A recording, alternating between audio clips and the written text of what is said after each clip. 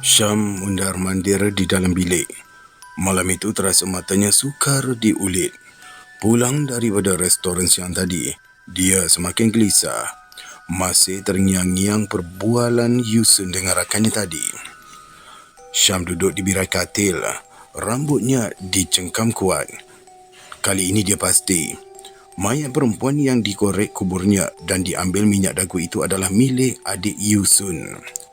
Daripada perbualan Yusun tadi dan daripada cerita Tajul, sudah jelas mayat itu ditanam di Thailand. Mayat disolek dan dijadikan Ming Hun.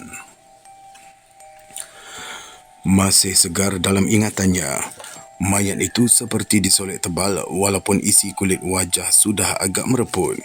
Mungkin juga mayat itu diawet. Hanya baju saja yang kelihatan sudah koyak rabak dan lusuh. Tetapi masih lagi nampak warna merah yang lusuh dan sudah agak pudar. Syam meraup muka. Maafkanlah aku, Yusun. Aku tak tahu mayat tu mayat adik kau. Syam sebab betapa teruknya dan jauh tersasar kegiatannya dahulu. Sanggup bersekongkol dengan syaitan dan lebih teruk lagi membuat perjanjian dengan syaitan semata-mata inginkan kekayaan dengan cepat. Sekarang ini, masing-masing sudah menerima pembalasan. Hanya dia seorang sahaja yang masih lagi hidup. Terakhir, Tajul mati dibunuh dengan kejam. Masih belum tahu motif pembunuhan dan daripada apa yang dia nampak pada malam itu di dalam bilik bedah siasat. Mungkinlah itu caranya Tajul dibunuh.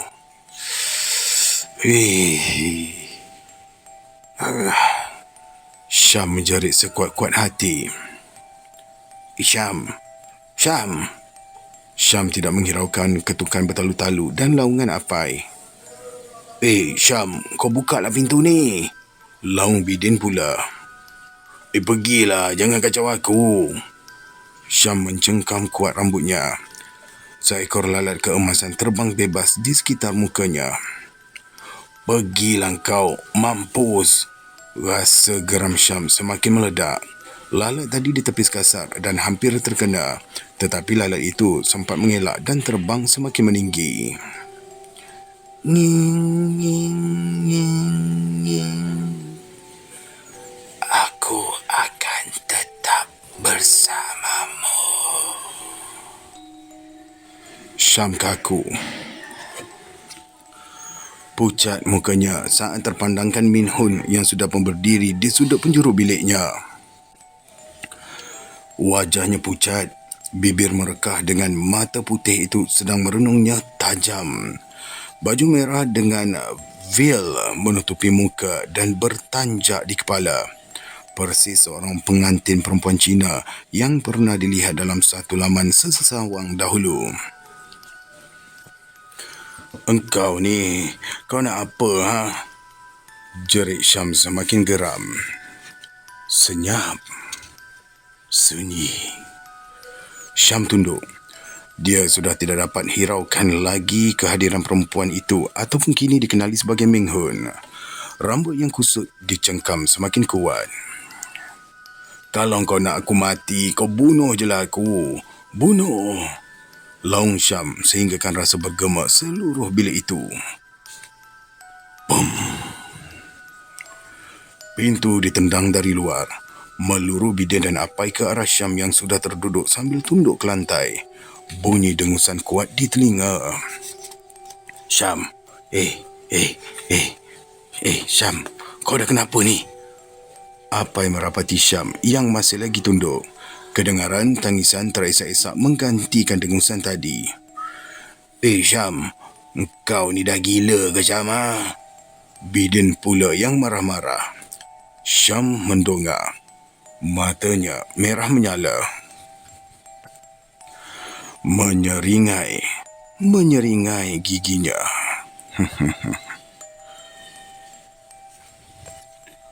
Bukan sekadar menyeringai menunjukkan gigi, namun ianya kelihatan berdarah. Apai berundur. Dia tahu yang itu bukanlah Syam. Syam sudah dirasuk. Cepat-cepat dia berlari keluar daripada bilik Syam dan menghubungi Amir. Hanya Amir saja yang terlintas dalam fikirannya sekarang ini. Jangan ganggu aku.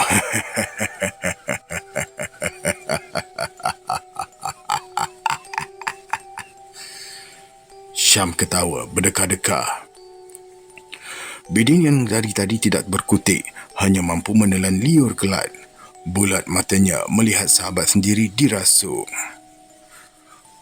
Kau keluar daripada badan dia.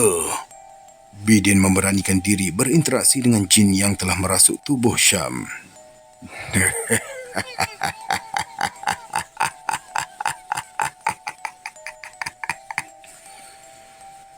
Ketawa Syam semakin kuat. Din, aku dah panggil Amir. Apai kembali ke bilik Syam. Bidin mengangguk. Syam dilihat sudah berdiri di sudut penjuru bilik dengan renungan yang tajam. Bidin membiarkan saja Syam berdiri di situ asalkan dia tidak mencederakan diri sendiri. Hampir 20 minit berlalu. Amir tiba di rumah mereka. Mana Syam? Mana dia? Amir bertanya kepada Bidin yang berdiri di muka pintu bilik Syam. Ada kat dalam. Tu. Bidin memuncungkan mulut kepada Syam yang masih lagi terpacar di sudut penjuru bilik. Amir segera masuk ke dalam bilik. Dia pandang Syam yang sudah berubah rupa. Wajahnya pucat lesi, bibir hitam dan matanya merah menyala. Ada titisan merah mengalir dari bibirnya. Terkumat kamit Amir membacakan ayat-ayat suci Al-Quran lalu dihembuskan kepada Syam. Jangan ganggu aku. Suara garau Syam sudah bertukar menjadi suara seorang gadis. Kau kena keluar daripada tubuh tu. Kau tu jin laknat. Amir melemparkan garam kepada Syam. Syam meraung kesakitan. Tiba-tiba Syam meluru dan berlari keluar. Din, apai? Kau orang tahan Syam tu. Amir turut berlari keluar mengejar Syam. Bidin dan Apai terpinga-pinga melihat Syam sudah berlari keluar dari rumah. Mereka bertiga segera mengejar Syam yang sudah menaiki anak tangga menuju ke tingkat atas. Cepat kejar, kalau tak nanti dia terjun. Jerit Amir kepada Bidin dan Apai yang sudah pun termengah-mengah memanjat anak tangga. Syam meronta bila lengannya berjaya dipaut oleh Bidin. Berlaku pergelutan. Bidin terpaksa menampar dan menumbuk Syam beberapa kali. Pingsan juga engkau. Bidin menggosok tangannya yang terasa kebas. Pedih. Syam dipapah masuk ke dalam rumah semula. Senyap. Sunyi. Hanya bunyi bilah kipas yang berpusing kedengaran di atas siling di ruang tamu itu. Syam yang pingsan tadi direbahkan di atas sofa panjang.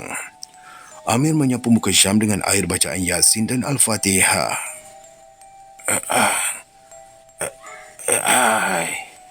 Syam bergerak.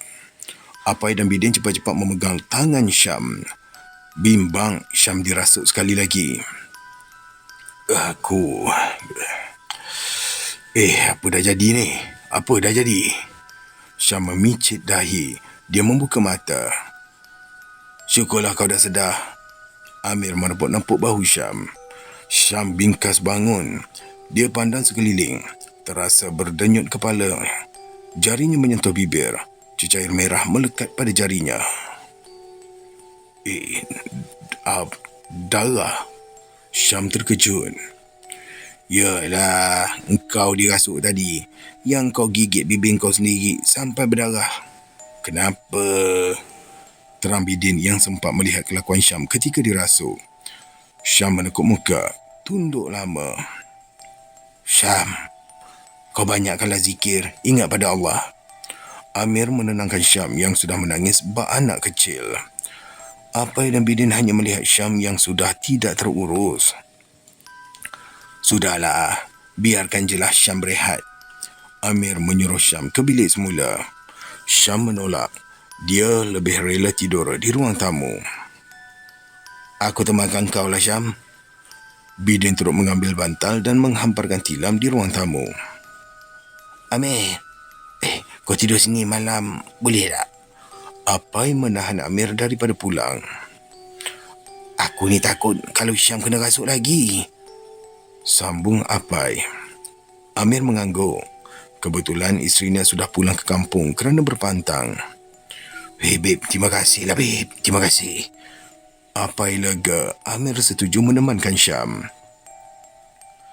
Syam terjaga daripada tidur. Seekor lalat terngiang-ngiang di telinga. Dibiarkan saja lalat itu terbang. Bau busuk menusuk hidung. Dia cepat-cepat beristighfar. Terkumat kamit dia membacakan 3 kul dan ayatul kursi. Zikir dan terus berzikir. Terus sahaja dia bangun dan mengambil wuduk. Dalam keheningan malam yang menghampiri jam 3 pagi. Bukan 3 pagi. 5 pagi. Syam menunaikan solat tahajud. Menangis dia di atas jadah. Ya Allah. Ya Allah. Ampunkanlah dosaku, ya Allah.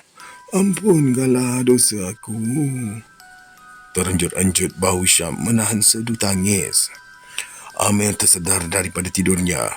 Bunyi esakan menarikkan dirinya untuk mendekati Syam yang menangis tersedu-sedu di satu sudut di ruang tamu itu. Bidin terbongkang tidak sedarkan diri. Apai pula tidur di biliknya. Syam. Bau Syam disentuh perlahan tetapi kemas. Syam berpaling. Dalam cahaya samar dari lampu dinding kecil itu, wajah Amir dipandang sayu.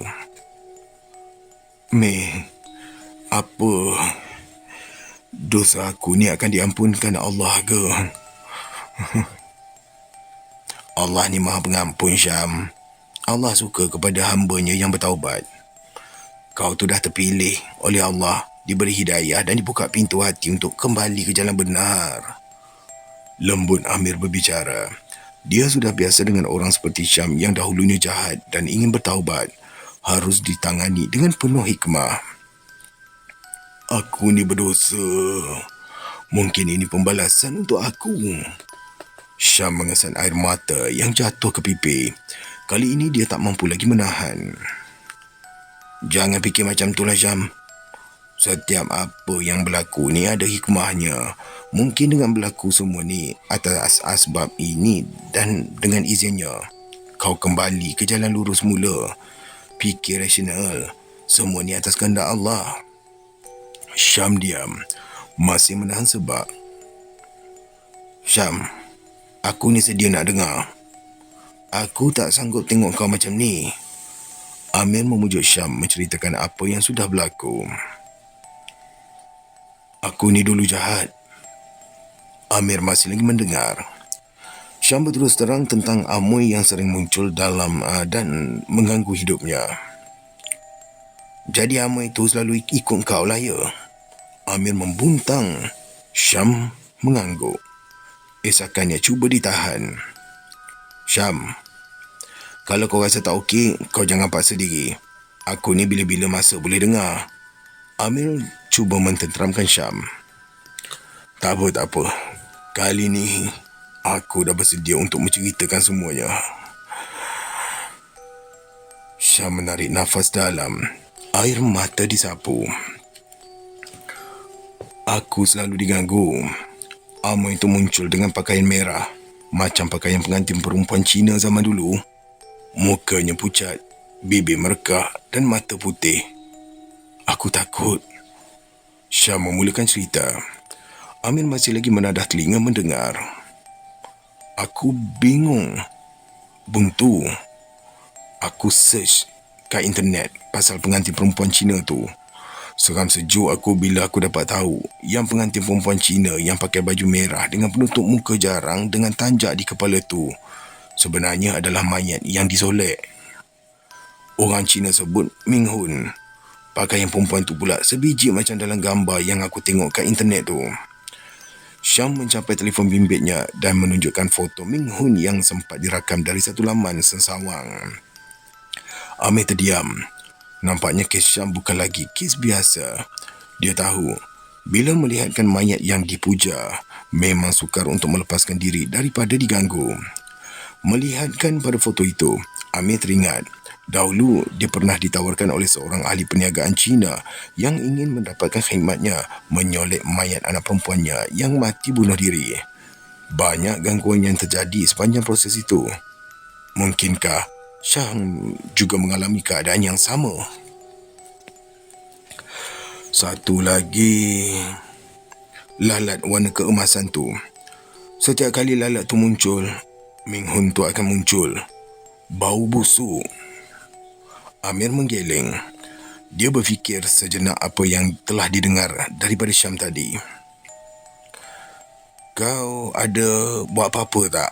Maksud aku, kau ada seru apa-apa atau puja tak? Amir terus saja melontarkan soalan itu. Syam mendongak. Dia melepaskan helaan nafas yang panjang. Mei, aku dulu jauh tersesat. Syam meneruskan kisah hidupnya yang banyak berbuat maksiat. Sesekali dia meraup muka. Aku sebenarnya berkawan baik dengan Bidin. Kami ni satu kepala. Macam-macam benda tak elok aku buat. Aku jadi tamak. Aku mula join geng lain. Satu hari, aku ikut kawan aku yang lain. Mereka tu mengajak aku tarik duit. Kau tentu tahu pasal tu kan? Tu bukanlah kerja mudah. Dan apa yang aku buat tu melibatkan mayat. Ya, mayat. Masa tu aku tak pernah lagi terlibat dalam kes macam tu. Aku tak agak-agak pada mulanya. Tapi bila mengenangkan aku bakal menjadi kaya, aku nekat, babe, untuk turut serta dalam projek itu. Syam berhenti seketika. Nafas ditarik dan dihembus perlahan. Aku kesiam. Sebuah kampung di Samur Prakum. Kami semua ni 4 orang. Dan masa tu, Syam meneruskan cerita.